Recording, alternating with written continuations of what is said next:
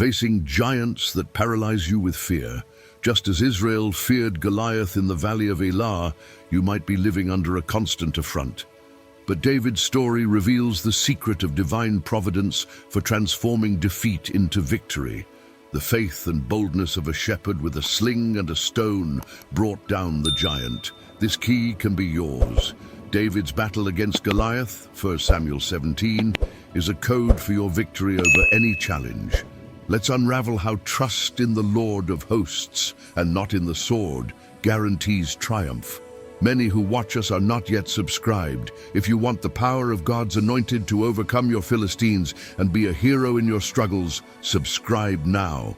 Activate notifications and stay until the end, because the secret to your victory over fear will be revealed. Observe carefully the scene that was unfolding. On one side, aligned in its pomp and might, stood the feared army of the Philistines, exuding confidence, ready for battle. On the other, camped with uneasy hearts, was the army of Israel, a chosen nation, but one that, at that moment, felt the weight of uncertainty. The stage for this drama of significant proportions was the Valley of Elah, a place that would become a landmark not only for its military tension, but as a testament to human fragility and the need for the intervention of divine providence. It was one of those moments when the air seems dense, laden with an expectation that, for many there, translated into fear. In that valley, there were not just two armies, but two worldviews about to collide, and the outcome of that battle would define the future of many. It was a test of faith, a crucial moment where it would be seen who truly trusted in the Lord of hosts. The tension was so great that even King Saul, the Lord's anointed, felt apprehension, a sensation that spread among his warriors. The Valley of Elah mirrored Israel's heart, a place of beauty, but covered by the shadow of doubt. Then, like a personification of terror, he emerges, Goliath, the giant of Gath. What an imposing figure. The Bible in 1 Samuel 17 describes his colossal stature, nearly 10 feet tall. His armor was exceedingly heavy, and the point of his spear by itself was intimidating. He was not just a soldier, he was a walking fortress, an instrument of the Philistines to crush the spirit of Israel. His presence was an affront, a demonstration of brute force aimed at sowing fear and despair. Each step of the giant echoed through the Valley of Elah, like the harbinger of defeat for the sons of Jesse and all of God's people. Imagine the psychological impact. To see that figure was like confronting one's own finitude. Goliath represented earthly power, confidence in physical strength, ignoring the true strength that comes from faith in the Lord of hosts. He was the challenge personified, a wall in human eyes, and his mere existence was a provocation to any man's courage. And as if his figure were not enough, Goliath uttered insults and provocations. For 40 long days, a number that often symbolizes trial, the Philistine giant would stand and hurl his venomous challenge. He mocked the soldiers of Israel, belittled their fighting ability, and most grievously, reviled the God of Israel, the Lord of hosts. His proposal was direct and humiliating. Choose a man and have him come down to me. If he is able to fight and kill me, we will become your subjects. But if I overcome him and kill him, you will become our subjects and serve us. 1 Samuel 17:8-9. It was a war of nerves, a tactic to undermine any remnant of courage. Every morning, Goliath's voice thundered, a constant reminder of the enemy's apparent invincibility and Israel's littleness. The affront was systematic, calculated to break a nation's spirit. No one from Saul's army dared to accept. The reaction in Israel, as one might predict, it was one of deep dread and discouragement. Fear is a powerful emotion, capable of paralyzing even the bravest. And that is what occurred. King Saul, the leader who should have inspired courage and confidence, was himself greatly afraid, as the word recounts in 1 Samuel 17:11. If the king himself, the anointed one, faltered, what could be expected from the rest of the army? The Bible tells us that all the men of Israel, when they saw the man, fled from him and were exceedingly afraid. It was an epidemic of fear, an atmosphere of defeat even before combat. No one, not even the strongest, had the audacity to consider Goliath's challenge. That giant had become a symbol of the impossible, a barrier to Israel's faith. Divine providence seemed distant, overshadowed by the shadow of the Philistine warrior. The hope of victory was fading in the echo of Goliath's insults. Thus, the stage was set. A confident enemy army led by a defiant giant, and on the other side, an army chosen by God, but paralyzed by fear, lacking the courage to defend the honor of their nation and their God. The valley of Elah was a daily witness to Goliath's affront and Israel's inertia. Where was the faith that had once worked wonders? Where was the memory of deliverance by the Lord of hosts? Everything seemed forgotten, swallowed by the presence of the Philistine champion. It was a time of spiritual crisis, where human strength seemed to supplant trust in divine power. The impasse was not just military, but a profound challenge to the soul of a nation. The question hung in the air. Would there be anyone in Israel with faith and boldness to face not only a giant, but also the fear that dominated the people? The situation cried out for a hero, someone who, with humility and trust in divine providence, could reverse the course of that battle which seemed destined for certain defeat. While fear hung like a dense fog over Israel's camp, divine providence was already weaving its threads in a way no one there could imagine. Far from the turmoil and tension of the valley of Elah, in the green fields of Bethlehem, a young man named David, Jesse's youngest son, was tending his father's sheep. He was a shepherd, someone accustomed to the simplicity of the countryside, the silence of starlit nights, and also the dangers that lurked around his flock.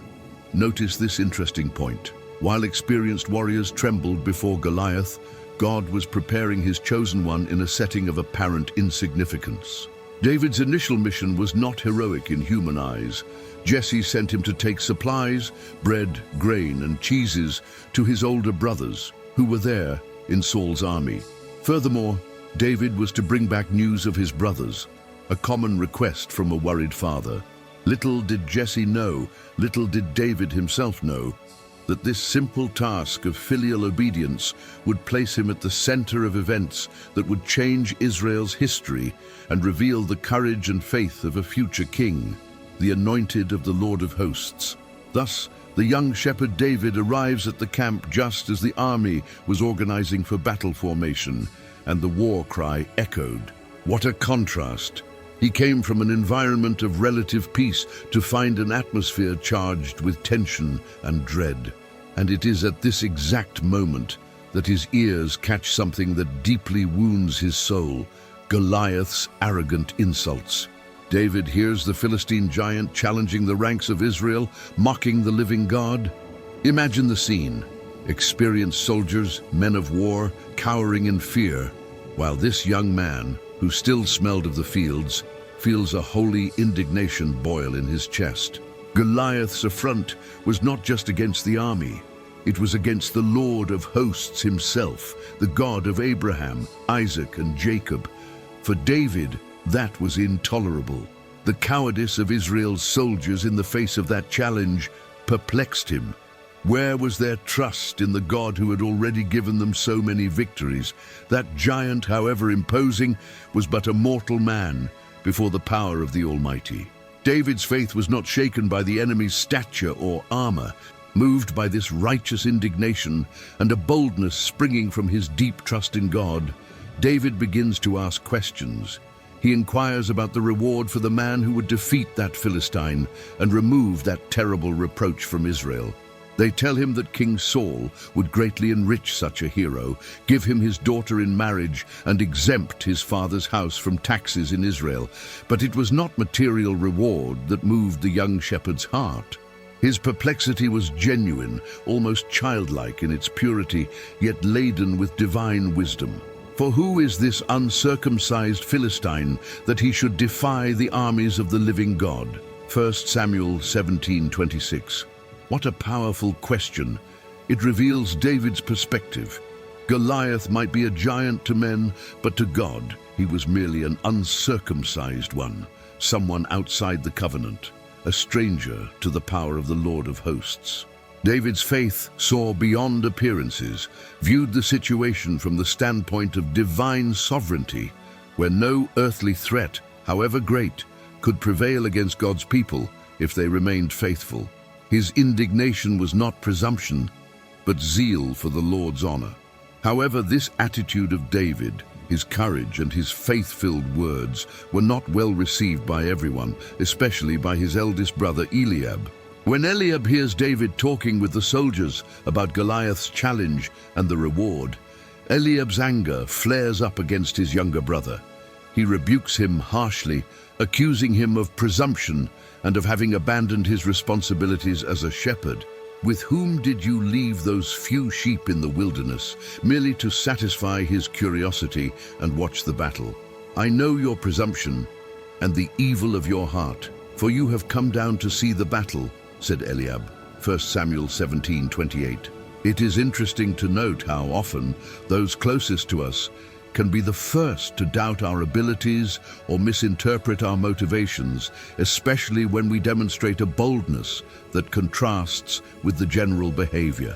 Perhaps Eliab felt the weight of the fear that pervaded the army, and David's confidence sounded like criticism or an act of arrogance. Eliab's reaction reflects the human perspective, limited and often cynical, contrasting sharply with the simple and powerful faith of the young shepherd who trusted in divine providence for a victory over the giant. But David, even in the face of his brother's rebuke, does not let himself be discouraged. His reply to Eliab is respectful but firm.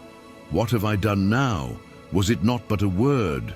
1 Samuel 17:29. He knew in his heart that his presence there was not by chance, that Goliath's affront demanded a response, and that the God of Israel would not remain indifferent to the challenge hurled against his name. That young shepherd, sent by his father Jesse on a seemingly routine task, was about to become the unlikely instrument in the hands of the Lord of hosts to bring deliverance to Israel and demonstrate that true strength lies not in the size of a giant or the might of an army, but in unwavering faith and obedience to God. David's arrival at the camp, though initially unnoticed by most, was the first sign that the scene of fear and paralysis was about to change, and that a surprising demonstration of courage and divine confidence was to come, culminating in the defeat of the fearsome Goliath and the victory of Israel. That was the beginning of the journey of a nation's future hero. David's faith-filled and bold words, those of the young shepherd, unintimidated by the giant Goliath's affront, began to circulate through Israel's camp. Like a fire spreading through dry grass, the buzz about the young man questioning the army's inertia and speaking with unusual confidence reached the ears of the one who mattered most in that moment of crisis, King Saul. Imagine the scene. Saul, the Lord's anointed, yet paralyzed by fear, hears of a youth willing to face the challenge none of his valiant warriors had dared accept. Intrigued, or perhaps desperate for any spark of hope, Saul sends for David. And there goes Jesse's son, not as an experienced soldier or a court noble, but as a simple shepherd, his heart burning with zeal for the God of Israel, and a determination transcending his young age and apparent lack of preparation for a battle of that magnitude. That meeting between the fearful king and the confident youth would mark a turning point, where divine providence would begin to manifest itself even more clearly.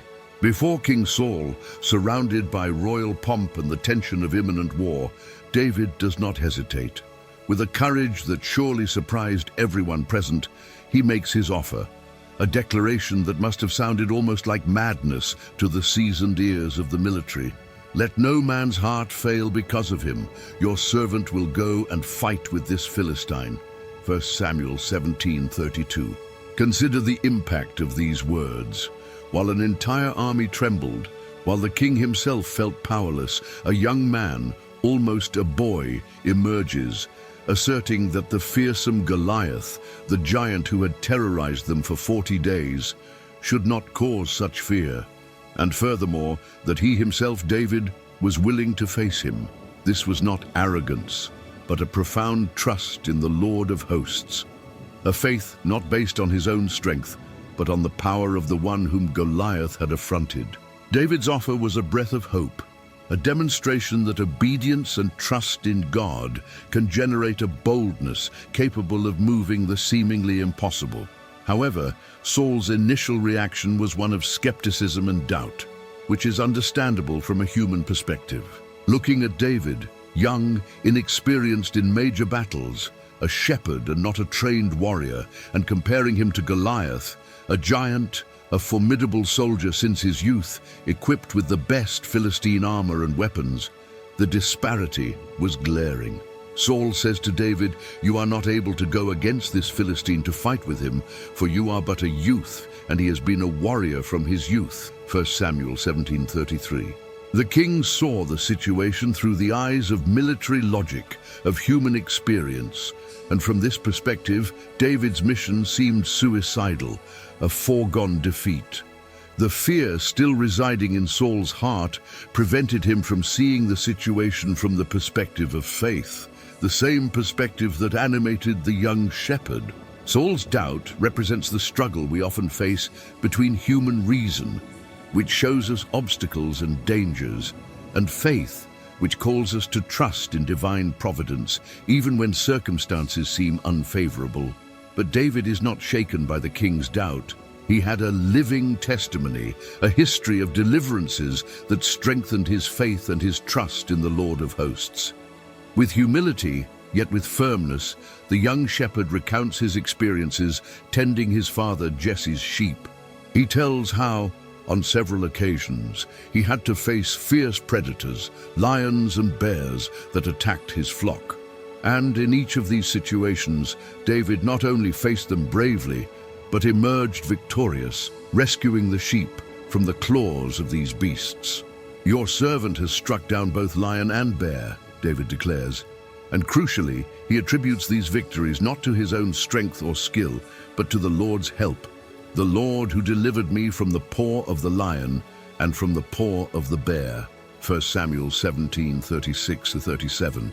This testimony was the basis of his boldness before Goliath. To David, the Philistine giant was just another predator threatening God's flock, the people of Israel. Based on this experience and this unwavering faith, David concludes his argument before Saul with a powerful declaration of confidence. "He, the Lord, will deliver me from the hand of this Philistine." 1 Samuel 17:37. He saw the battle against Goliath not as a confrontation between an inexperienced youth and a giant warrior, but as another opportunity for the God of Israel to manifest his power and faithfulness. That potential anointed one demonstrated impressive spiritual maturity, understanding that past struggles, however small they seemed in the world's eyes, were divine training grounds for greater challenges. Divine providence had prepared him in the solitudes of shepherding for this crucial moment in his nation's history. David's courage was not impulsive, but grounded in experience and the certainty of God's presence and power. His contagious determination slowly begins to dispel the shadow of fear and inspire a glimpse of hope, even in Saul's skeptical heart, setting the stage for one of the most emblematic demonstrations of faith and victory over apparent defeat. Faced with young David's unwavering determination and testimony of faith, King Saul, though perhaps still with a remnant of doubt, finally relents. "Go, and the Lord be with you," he says. 1 Samuel 17:37. In a gesture demonstrating both his concern and his conventional understanding of battle, Saul tries to equip David for the confrontation against the giant Goliath. He offers the young shepherd his own royal armor, a coat of mail, a bronze helmet, and his sword. Imagine the scene. David, an agile youth accustomed to the freedom of the fields, being clad in the heavy, uncomfortable gear of a veteran warrior. It was a well-intentioned attempt by Saul to protect him, to give him some chance, according to human logic, against the Philistine champion's military might. However, this armor, a symbol of Israel's power and military strategy, also represented reliance on human strength, something profoundly out of sync with the spirit with which David was preparing to face the challenge. This was a crucial moment, where it would be defined whether victory would come by human hand or by divine providence. However, David, after trying to move with all that gear, realizes it did not suit him. "I cannot go with these, for I have not tested them," he declares to Saul. 1 Samuel 17:39. What a valuable lesson, my dears. David recognizes his limitations, but more importantly, he recognizes where his true strength and skill lie. He does not let himself be swayed by the impressiveness of the royal armor or the king's suggestion, the anointed of Israel. With humility and wisdom, he refuses the weapons and protection unfamiliar to him, which would make him clumsy and ineffective. That armor, which for Saul meant security, for David was a hindrance, a dead weight that would prevent him from using the skills the Lord of hosts had given him and perfected during his years as a shepherd. This act of refusing Saul's armor is a powerful symbol of refusing to trust in human methods and resources when on a divine mission. David was about to face a giant, and his confidence was not in bronze or iron, but in the living God. And then, what does David do? He turns to what he knew, to the simple tools of his shepherd's trade, instruments with which he had intimacy and dexterity. He takes his staff in his hand, the same staff he used to guide and protect his sheep. Then he chooses for himself 5 smooth stones from the nearby brook, those little pebbles that, to any other soldier in Israel's army, would seem insignificant before Goliath's spear and sword. He puts them in his shepherd's bag, the pouch he carried his belongings in.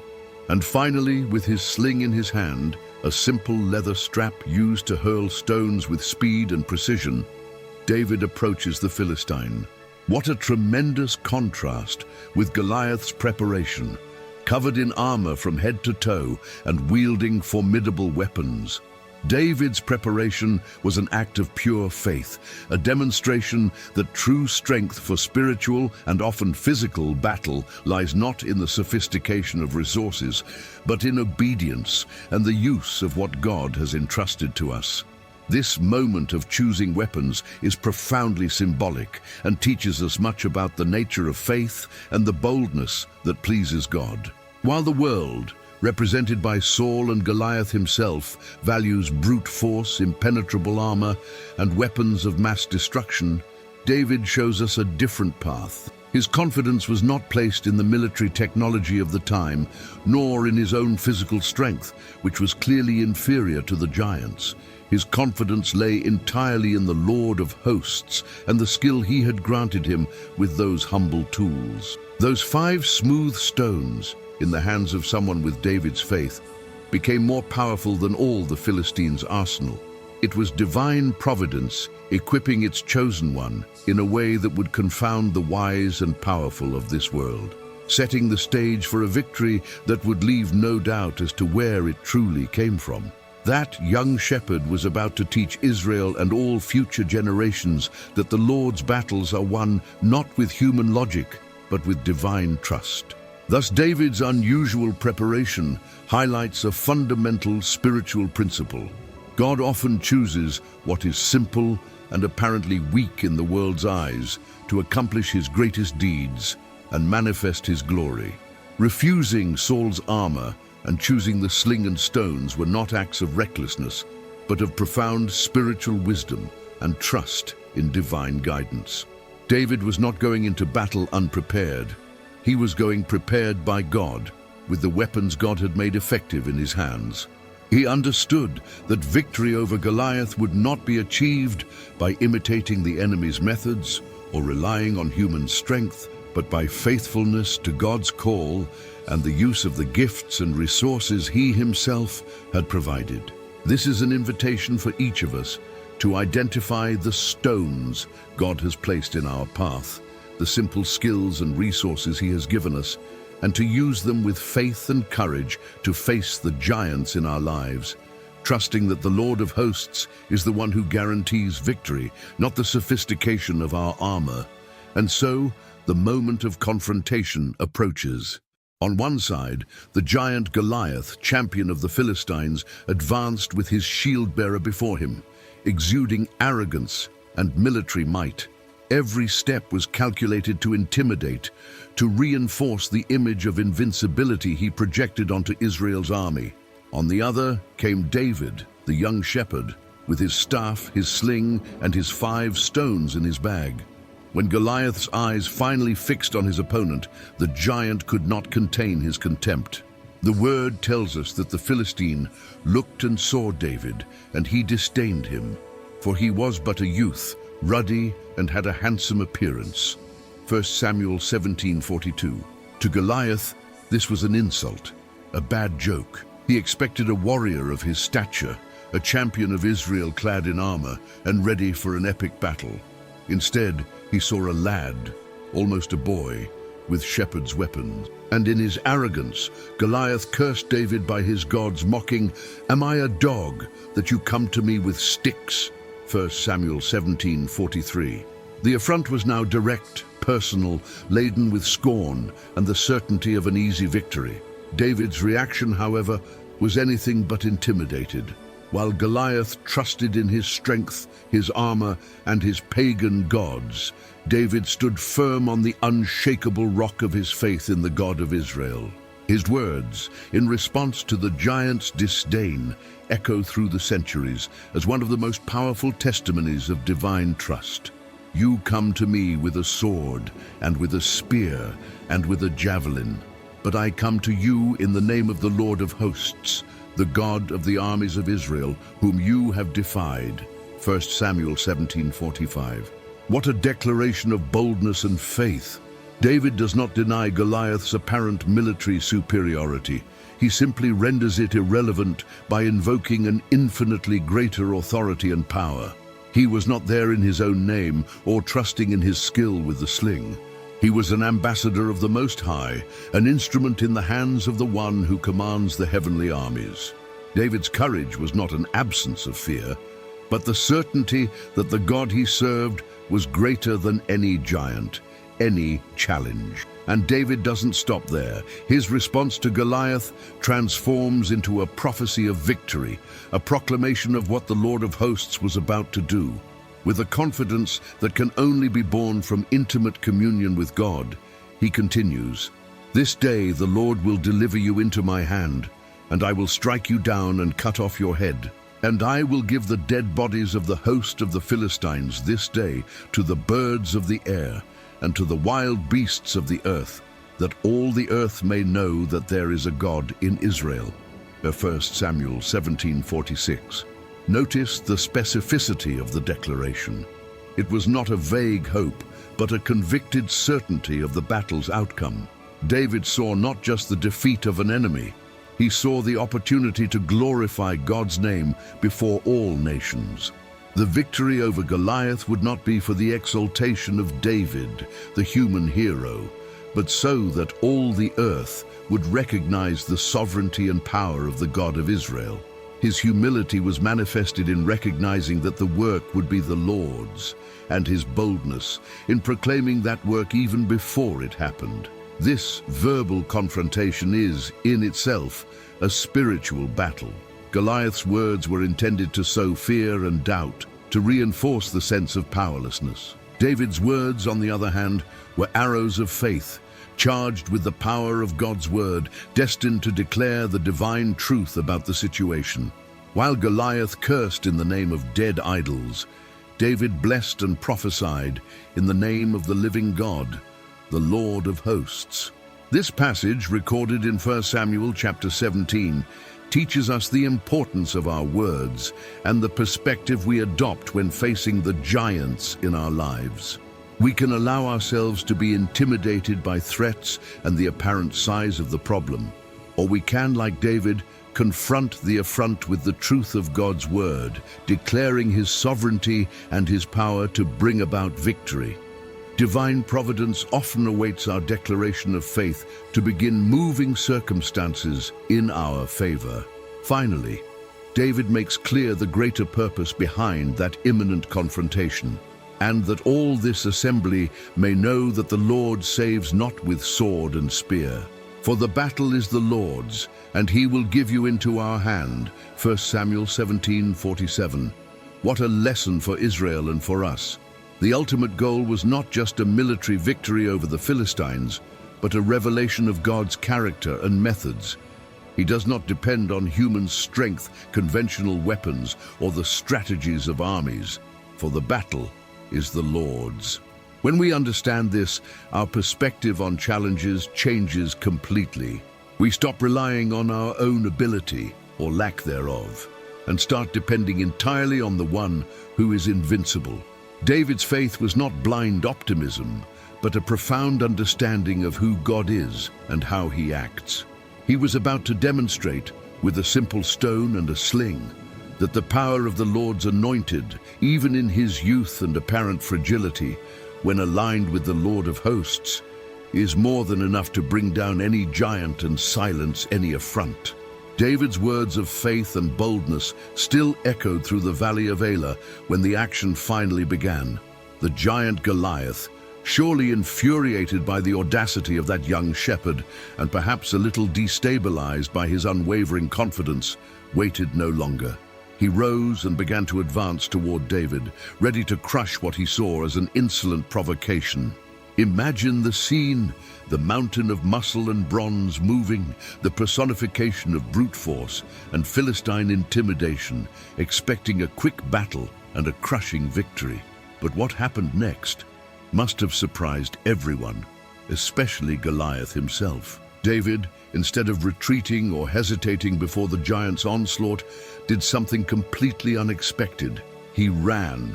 Yes, he ran to meet the Philistine, demonstrating an agility and courage that contrasted with the paralyzing fear that had dominated Israel's army for 40 days. That was the moment when divine providence and human preparation, guided by faith, would enter into perfect synchrony. As he ran towards his formidable adversary, David's mind and hands worked with impressive speed and precision, the fruit of years of practice as a shepherd defending his flock. He wasted no time.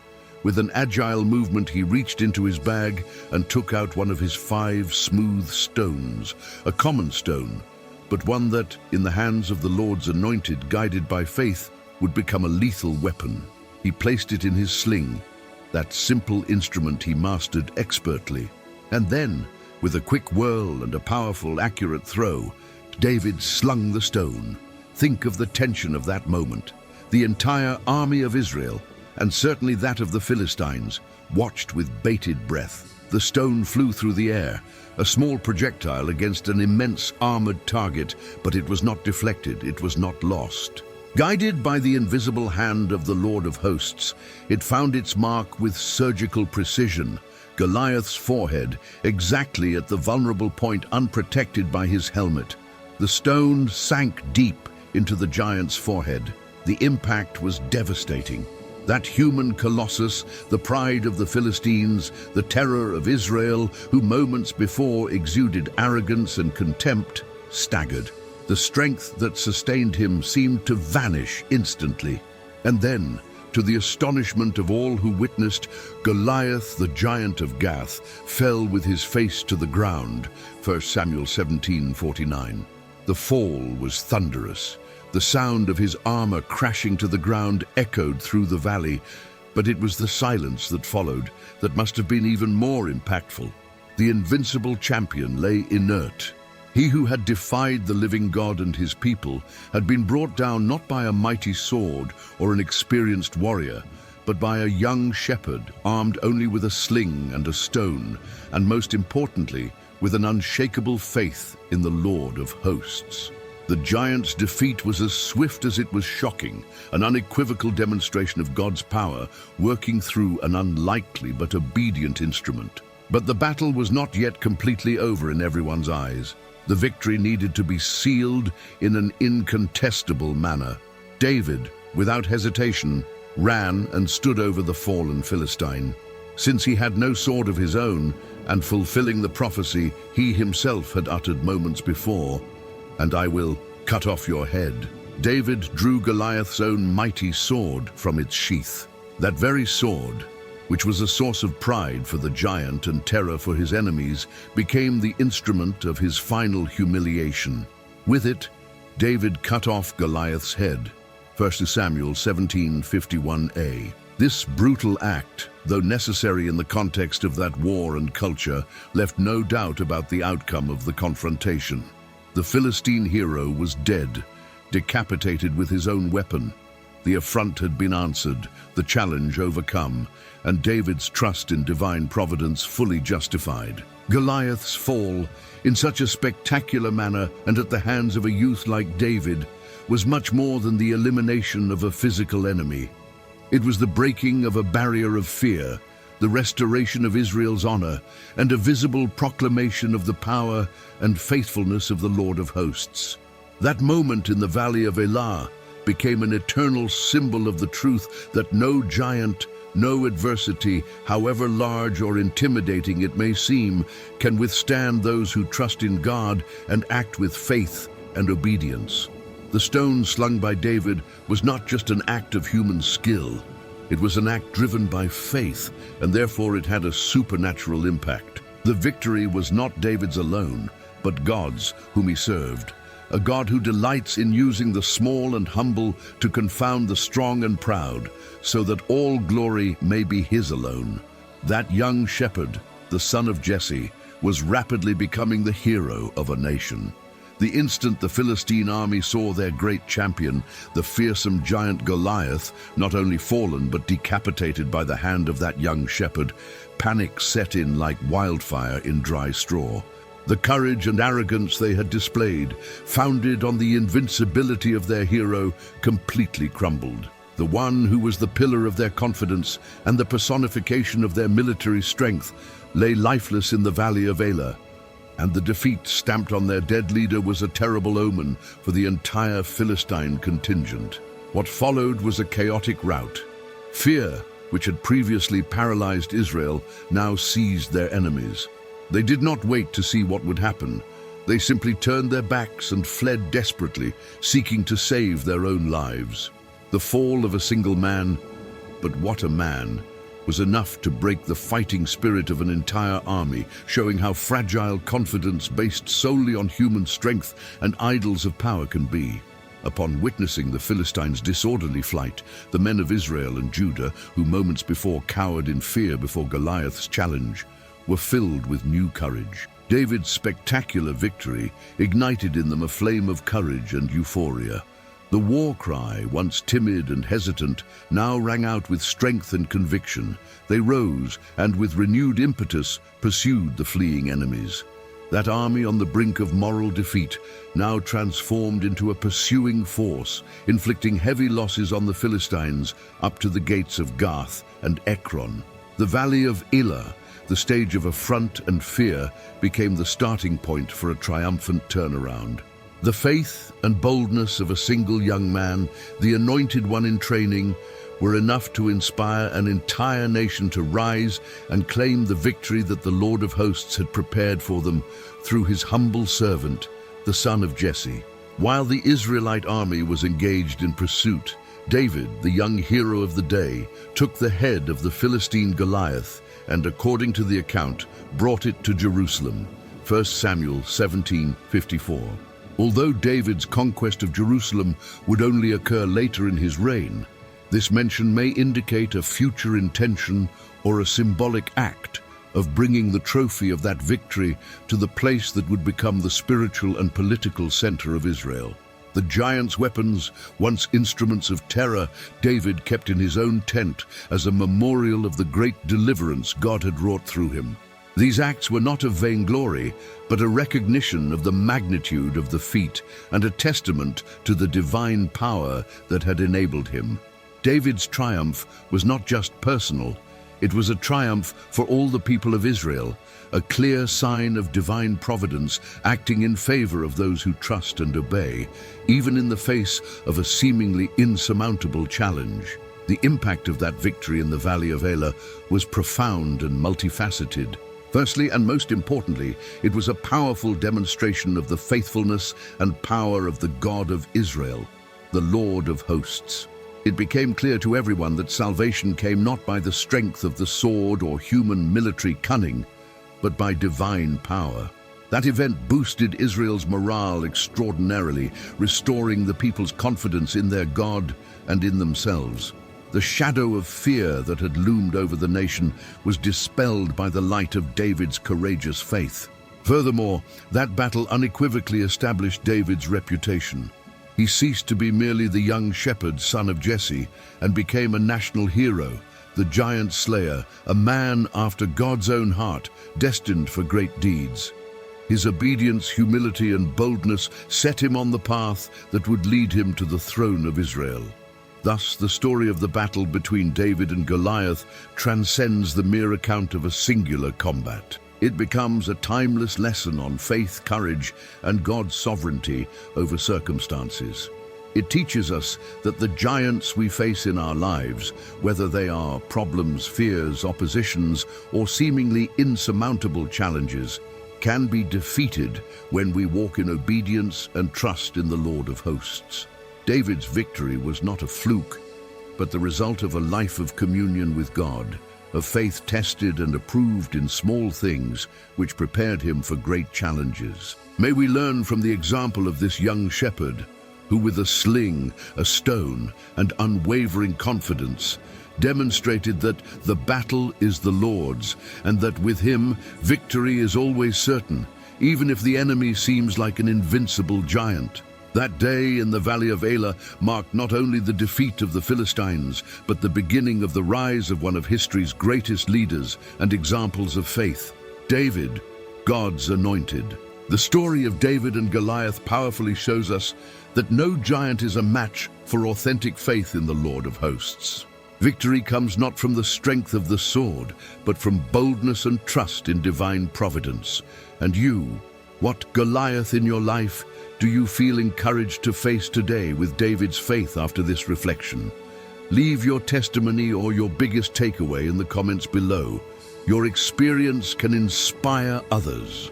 If this message touched your heart and you wish to continue receiving transformative content that draws you closer to God and strengthens you for life's battles, don't leave without subscribing to the channel and activating the notification bell. That way, you won't miss anything the Lord of Hosts has for us. And don't stop here.